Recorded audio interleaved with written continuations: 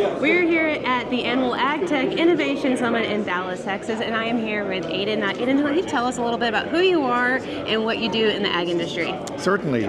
Aidan Connolly, I'm the president of AgriTech Capital.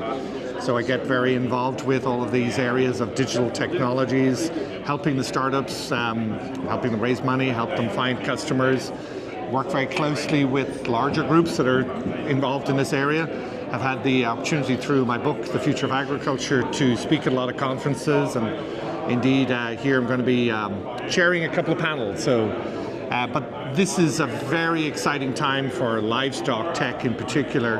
An event like this that focuses on that is just tremendous. This is definitely my people when I'm here today. Yeah, it's nice to be among friendly faces and friendly minds, right? Exactly. So talk a little bit about those who want to get into more the entrepreneurial space of ag and maybe ag technology. What are some guidance or some advice that you have seen just through your own experiences on how they can get established? I suppose the key piece for me is that there's a demand. You can feel the people in the room really need innovation. They need new ideas. So how do we bridge the gap between perhaps an innovator that maybe hasn't grown up in agriculture, hasn't grown up on a farm, has got a great idea? How do we make sure that idea, that innovation, is fit for purpose when they arrive onto the farm? I feel that meetings like this, where you get the opportunity to meet directly with the end users, understand better what their needs are, see how do you get the pricing right, how do you get the product right, understand the complexity of being on farm and some of the challenges of an environment which is not clean, which can be dusty and dirty and can have wild animals, rodents, etc. These are all things that I think people don't imagine and think about. And I think it's an opportunity here for you to say who could be your advisory group, who could be your first users, who could be the people that inform and explain to you step by step what you need to do. Absolutely. And like you touched on, there's a lot of variables in agriculture, not only on the producer end, but also on the infrastructure of the technology side as well. Talk a little bit about your book and what you cover in your book. Sure. So my book covers all of the major areas, so robotics, drones, IoT devices, so like sensors, artificial intelligence, even through to gene editing. I look at some of the areas that have been transformed, such as vertical farming, insect farming, cellular meats, fermentation, synthetic biology. I've also looked at it from terms of the countries are more successful or regions more successful and embracing ag tech. So the book itself is a free download. It's not a way for me to make money. You can download it, and now you can download it in Spanish, in Portuguese, or in Chinese as well. Wow. And this year we've started releasing it as an audiobook. So each month I released another chapter from the book as an audiobook for those who want to listen to it. So it's kind of like a cool way to have all the information in one place, accessible to anybody in the world, free of charge. So, that's just for me, it's been a great opportunity to engage in, particularly in livestock technology, but also ag technology in general. Right. And one of the things that you touched on that's a really hot topic right now in the industry is the growing popularity of the cellular fermentation meat. You touched a little bit about that. Where do you see that going in our food chain? Or should it? I have to admit I'm a little bit skeptical at the moment. It's not about the long-term viability of the technology, but in short to medium term I'm really struggling to see how that plays out.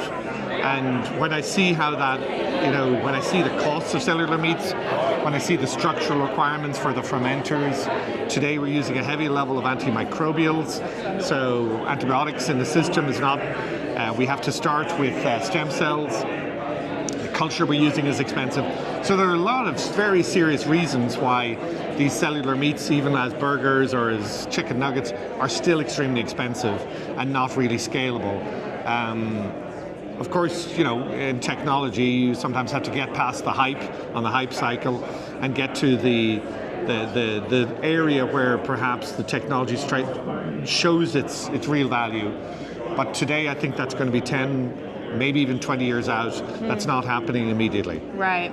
And so put people's minds at ease there. But when we are shifting our focus on animal production and farming, where do you see technology being adapted into our everyday usage, maybe 10 or 15 years down the road? Because we're still in that cycle of, okay, this technology exists. I don't know if it should work or could work, and it might work for your place, but maybe not on mine. Do you see that mindset changing as time progresses?